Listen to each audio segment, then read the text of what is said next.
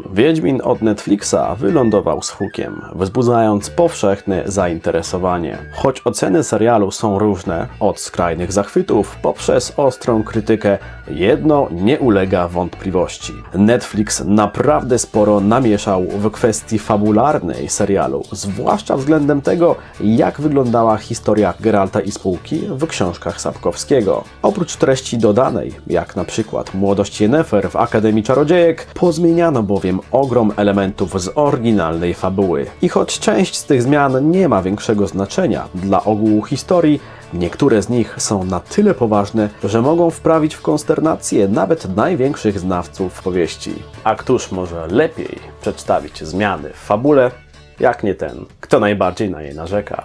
Z tej strony Drwal Rębajło i no właśnie tym się dzisiaj zajmiemy. Przed Wami największe fabularne zmiany w Netflixowej adaptacji Wiedźmina. Jeszcze jedno zanim zaczniemy. Jeżeli tu jesteście, to znaczy, że albo widzieliście serial, albo czytaliście książkę, albo jedno i drugie. Jeżeli jednak nie, wtedy uważajcie, bo oczywiście mamy tu spoilery. Zaczynamy. Na początek coś mniejszego kalibru, czyli okoliczności, w których poznali się główni bohaterowie. Geralt i Jaskier w serialu spotykają się po raz pierwszy w karczmie w Dolnej Posadzie. Bart, zaintrygowany osobą Wiedźmina, postanowił przyłączyć się do niego, niezależnie od woli samego Geralta. Następnie obaj udają się do Dol Blatana, by przegnać rozrabiającego tam diaboła. W książkach znajomość tej dwójki zaczęła się nieco inaczej. Dowiadujemy się o tym podczas wspominek Jaskra w opowiadaniu Głos Rozsądku. Tamże, jak wspomina Bart, bohaterowie poznali się na festynie w Gulecie, gdzie Jaskier zabawił się z jedną białogłową, co bardzo nie spodobało się czwórce jej rosłych braci. Widząc w Wiedźminie okazję do ucieczki z opresji, Jaskier uczepił się go jak rzep psiego ogona. No i tak już zostało. Co ciekawe, pierwszą wspólną wyprawą tej dwójki była właśnie wędrówka do Doliny Kwiatów. Znajomość z Yennefer także zaczęła się inaczej. W serialu, gdy Geralt przybywa do posiadłości burmistrza, Yennefer, ubrana w maskę i wieczorową suknię, przesiaduje w pokoju, gdzie miejsce ma dosyć nietypowa impreza. Ta spowodowana jest oczywiście czarami, które pryskają po wypowiedzeniu magicznego słowa, ku powszechnej konsternacji samych uczestników. W książce sprawa wyglądała zgoła inaczej. Tamże Yennefer zatrzymała się w domu ambasadora Nowigradu, zaś Geralt, docierając do posiadłości i mijając po drodze pijanego w sztok właściciela posesji, odnajduje Yennefer leżącą pod pierzyną, zupełnie nagusieńką. Czarodziejka okazuje się mieć solidnego kaca, stąd też właśnie prośba o sok jabłkowy, który miał przynieść jej poprzedni towarzysz. W oryginale scenie tej towarzyszy zabawny, ale krótki dialog, gdzie w wyniku niefortunnie rzuconego żartu Yennefer rzuca na Geralta zaklęcie. To zaś ciska Wiedźminem z łomotem o pobliską ścianę. Co jak co, ale takie rozwiązanie byłoby zdecydowanie lepsze niż usilne pokazywanie kilku dodatkowych cycków czy tyłków. Zmianie uległo również pierwsze spotkanie Geralta z Ciri, co jednak dotyczy całego wątku dziecka niespodzianki. Jak wiemy po tym, gdy Geralt pomógł kochającej się parze, czyli Dunemu i Pawetcie, w ramach prawa niespodzianki zażądał od nich zapłaty w postaci tego, co już mieli, a czego się nie spodziewali. Czym oczywiście była Ciri. W serialu Geralt przybywa do Cintry, by upomnieć się o swoją należność na krótko przed wojną z Nilfgaardem. Obawiając się inwazji, Geralt pragnie zabrać księżniczkę, by zapewnić jej bezpieczeństwo. Galanty oczywiście nie chce oddawać wnuczki Wiedźmakowi. Wpierw próbuje więc wcisnąć mu podstawione dziewczę, a następnie każe wtrącić Geralta do lochu. Aha, wcześniej chciała go po prostu zamordować. Jak widać, to zła kobieta była. Niedługo później miasto atakuje armia Nilfgaardu. Geralt wydostaje się z więzienia i wyrusza na poszukiwania Ciri. Co ciekawe, Ciri ucieka z miasta i także wyrusza na poszukiwania Geralta. I tak bohaterowie w końcu się odnajdują. Swoją drogą, dosyć ciekawa reakcja, jak na osobę, którą widzi się pierwszy raz w życiu. W książce Geralt przybywa do Cintry po 6 latach od złożonej mu przez rodziców Ciri przysięgi. Co ważne, nie przybyłby zabrać dziecko. Raczej po to, by po prostu przekonać się, jak się ono miewa. Wpierw rozmawia z myszoworem, a następnie z Kalantę, dając jej do zrozumienia, że tak naprawdę nie wierzy w przeznaczenie i że, cytuję, zrzeka się tego chłopca. Geralt bowiem nie wiedział, że latorośl, z którą złączyło go przeznaczenie, jest dziewczynką. Wiedźmin więc odjeżdża w swoją stronę, zaś jego jego pierwsze spotkanie z dzieckiem niespodzianką ma miejsce dopiero kilka lat później, w kolejnym zmienionym fakcie, jakim jest Brokilon. Przygoda Ciri w Brokilonie to jedna z większych zmian w stosunku do powieści. W serialu Ciri przybywa tam po ucieczce z podbitej przez Nilfgaard Cintry w towarzystwie wyssanego z palca przez scenarzystów młodego elfa Darena. Tamże zostaje ugoszczona przez Dryady, które oferują jej, by została z nimi w Brokilonie. Wkrótce potem po Ciri przybywa myszowór, a właściwie Doppler udający myszowora, któremu Dryady jak nigdy nic od razu wydają Ciri. Co samo w sobie było dosyć dziwne, zważywszy na to, że Dryady były wyczulone na wszelkie odstępstwa od natury. W książkach cała sytuacja działa się więc nie tylko w zupełnie inny sposób, lecz także w zgoła innym czasie. Całość miała miejsce w opowiadaniu Miecz Przeznaczenia, w tomie o tym samym tytule. Tamże Geralt udaje się do Brokilonu z poselstwem od króla Wędzlawa z Brugge, w którym ten pragnie drogą pokojową unormować stosunki z Dryadami. Podczas wędrówki przez las Geralt napotyka ciała zabitych rycerzy. Pośród nich także, wciąż żywego, swojego starego znajomego, Freynekseta. Rycerz dowodził grupą poszukiwawczą, która ruszyła śladami zagubionej księżniczki Cintry. Geralt zabiera swego towarzysza do Dryad, które nie zabijają ich tylko i wyłącznie ze względu na starą znajomość z Wiedźminem. Tam poznajemy także Bren, młodą kobietę porwaną i wychowaną przez Dryady jako jedna ze swoich. Wspólnie wyruszają na poszukiwania księżniczki, którą oczywiście jest Cirilla. Odnajdują ją w momencie, gdy ta miała stać się obiadem jednego ze zwierząt. Jak się okazało, księżniczka uciekła do lasu, ponieważ nie chciała zostać wydana za księcia sąsiedniego królestwa. Ciri jest bardzo pyskata i zupełnie niewdzięczna swoim wybawcom.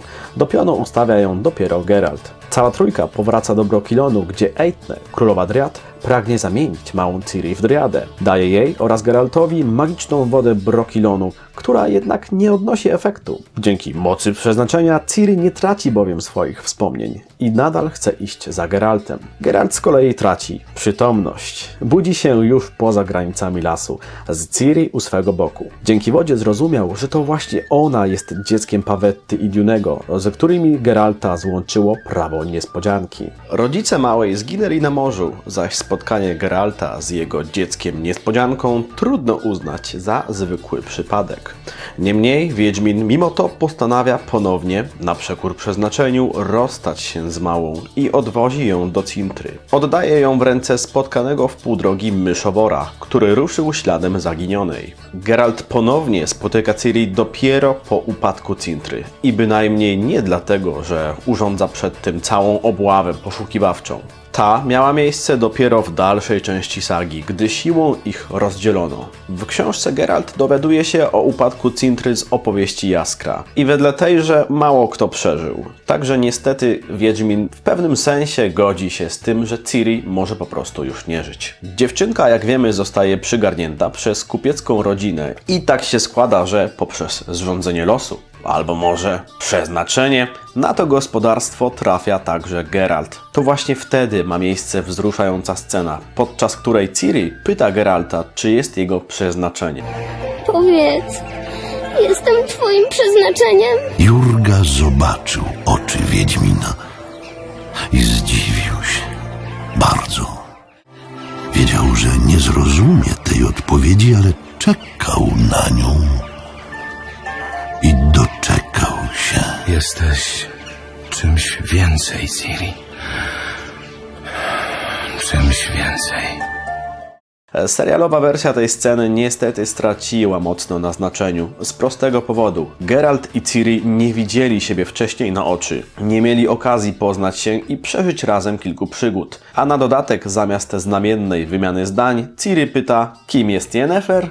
Przejdźmy teraz do wspomnianej postaci myszowora, któremu Netflix zgotował naprawdę nieciekawy los. Jak wiemy, myszowór był druidem ze Skellige, a zarazem doradcą Eista Tirsha, późniejszego męża Kalanthe. Co ciekawe, wbrew serialowi, myszowór poznał Geralta dopiero na pamiętnej uczcie, po której zresztą postanowił pozostać na cintryjskim dworze. Przez lata sprawował pieczę nad mocami Pawetty, a następnie pomagał w wychowaniu Ciri. Najpewniej pozostawał w Cintrze aż do dnia najazdu Nilfgaardu. Jednak podczas gdy książki nic nie mówią o jego śmierci, w serialu myszowór został uśmiercony z zimną krwią przez wynajętego Dopplera zabójcę, który następnie przybył przybiera jego postać. Cały wątek z Dopplerem jest oczywiście wesołą twórczością scenarzystów Netflixa i oprócz odrobiny akcji i brutalności nie wnosi zupełnie nic do historii małej Ciri. Niestety prawdopodobnie wraz z tym wątkiem uśmiercono zarówno Myszowora, jak i szansę na ekranizację przedniego opowiadania Wieczny Ogień, w którym to pierwsze skrzypce grał zupełnie inny, tym razem przyjazny Doppler, Dudu. Kolejna istotna zmiana dotyczy zwłaszcza postaci Yennefer. W serialu widzimy dobrze, że Yennefer w wyjątkowo dosłowny sposób oddaje swoje organy rozrodcze w zamian za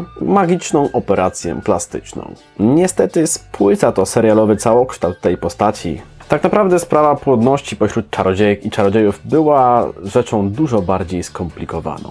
Z jednej strony powszechna była praktyka sterylizowania adeptek magii. Władanie magią bowiem w pewnym sensie naznaczało samego użytkownika, co mogło wywołać także zmiany genetyczne. Przekazywanie takich zmian na kolejne pokolenia zaś mogło najzwyczajniej w świecie nie skończyć się dobrze. Z drugiej strony większość czarodziejów właśnie poprzez używanie magii traciło zdolność do prokreacji w wyniku zmian i zaburzeń funkcjonowania przysadki mózgowej. Można więc powiedzieć, że poprzez samo używanie magii czarodzieje musieli liczyć się z bezpłodnością.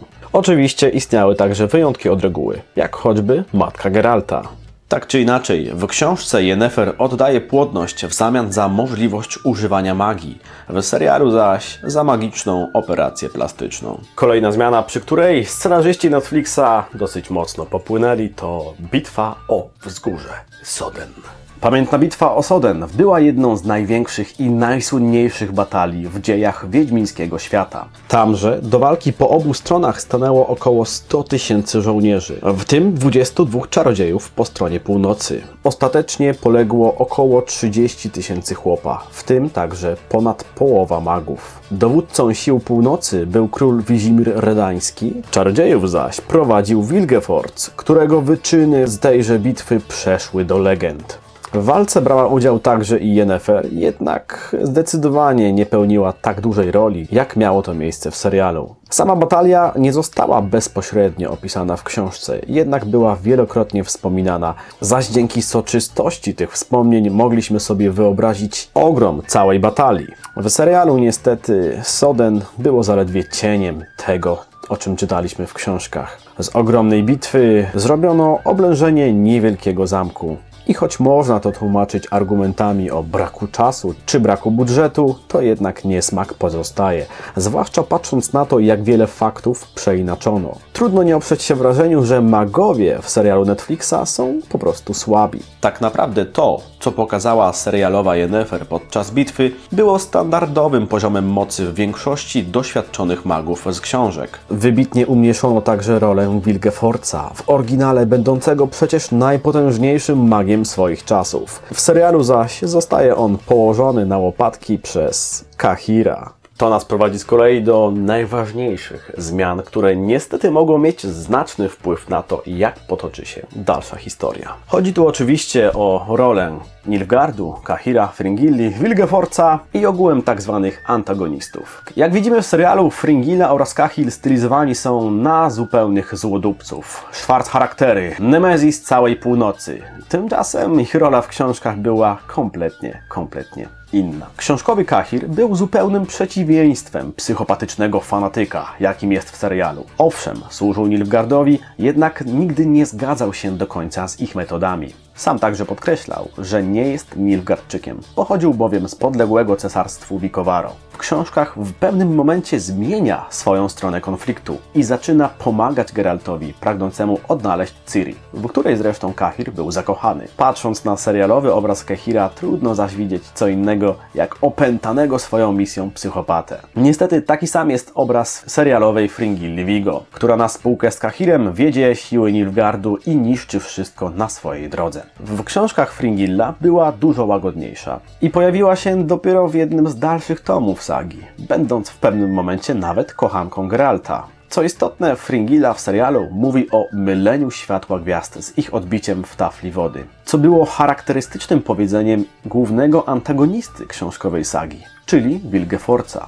Fringilli przypisano także zatopienie floty ze Skellige. Czy summa summarum zobaczymy więc Wilgefortza jako interesującego antagonistę, czy raczej wzorem bitwy o Soden jako cień jego książkowego pierwowzoru?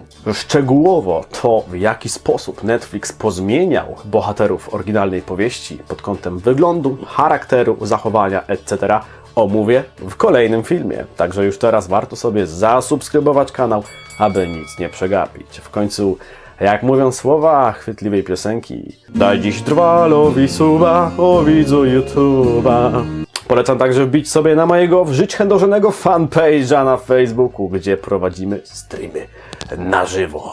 Ogrywamy gierki, w tym także w wiedźmińskich klimatach, a także gry rozdajemy. Janusz, jest okazja! Piszcie w komentarzach, co wy sądzicie o zmianach w Netflixowym Wiedźminie. Jak mu to wyszło? Na dobre czy na złe? Jakie zmiany są największe? Które były może najlepsze, a które najgorsze? Komentarze należą do was. No a cóż, ode mnie to wszystko w tym dzisiejszym filmie. Dzięki wielkie za uwagę. Mówił do was Drwal Rębaju. Do zobaczenia wkrótce. Cześć!